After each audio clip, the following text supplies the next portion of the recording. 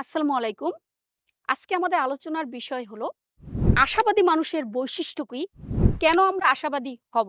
Del Carnegie একটি কথা বলেছেন, পৃথিবীর সব বড় অর্জনগুলো সেই সব মানুষের দ্বারা সম্ভব হয়েছে যারা কোনো সম্ভাবনা না দেখার পরেও চেষ্টায় রত থেকেছে বা যারা চেষ্টা করেছে। কাজেই আমরা ডেল কার্নেগির এই কথাকে গুরুত্ব দিয়েই আমরা চলে যাব কেন আমরা আশাবাদী মানুষ হব। মানুষ যদি আশাবাদী না হয় তাহলে অনেক আগেই সে ধ্বংসপ্রাপ্ত হয়।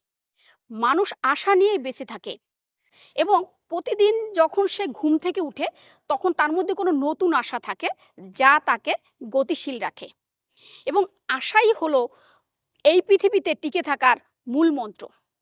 কাজেই আশাবাদী হতে আমাদের কি ধরনের গুণ থাকা উচিত বা বৈশিষ্ট্য থাকা উচিত? প্রথমতই হলো আশাবাদী মানুষ ইতিবাচক হয়। যখন সে কোনো প্রতিকূল পরিবেশ দেখে তখন সে ভেঙে না পড়ে ওই পরিবেশে সে তার ইতিবাচক চিন্তাগুলো করে এবং নিজেকে টিকিয়ে রাখে, পৃথিবীকে এগিয়ে নেওয়ার চেষ্টা করে। ২ নম্বর যে বিষয়টি সেটি সে আত্মবিশ্বাসী হয়।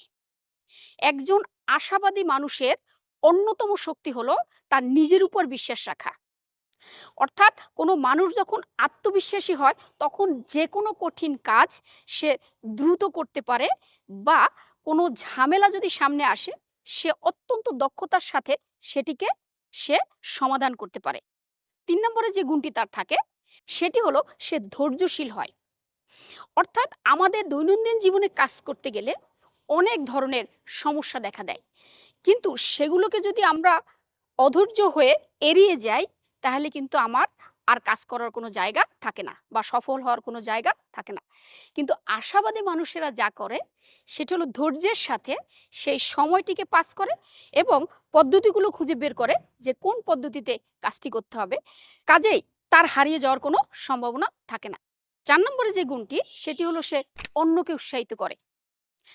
আশাবাদী মানুষেরা নিজে যেমন কাজের প্রতি সে অনুপ্রাণিত থাকে তেমনি তার কাজ দ্বারা অন্যকে উৎসাহিত করে। অর্থাৎ একটি কাজ একবার না পারলেও কিভাবে করতে হয় সেই উৎসাহটা সে দিয়ে থাকে। ৫ নাম্বার হলো সর্বদা শেখার মানসিকতা। অর্থাৎ ভুল এবং ব্যর্থতাকে পুঁজি না করে বরং ভুল এবং ব্যর্থতাকে কিভাবে সরিয়ে দিয়ে ভালো কিছু করা যায় সেই পথ আবিষ্কার করে। ৬ নম্বর হলো নিয়মিত পরিশ্রম করা। অর্থাৎ ব্যর্থতা যে স্থায়ী নয়, আশাবাদী মানুষেরা সেটি খুব ভালো করেই জানে। কাজেই যেকোনো সমস্যা আসার পরে বা ব্যর্থ হওয়ার পরে সে কিন্তু ধৈর্য নিয়ে সেই বিষয়টি চালিয়ে যায় এবং সঠিকভাবে পরিশ্রম করে। এই পরিশ্রমের কারণে সে জীবনে সফল হয়ে ওঠে।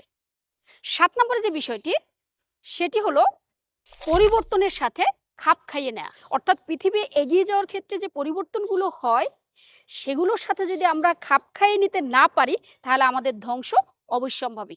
কিন্তু একজন আশাবাদী মানুষ সবসময় পরিবর্তনের সাথে খাপ খাওয়াতে চেষ্টা করে এবং সেইভাবে নিজেকে গঠন করার জন্য এগিয়ে যায়।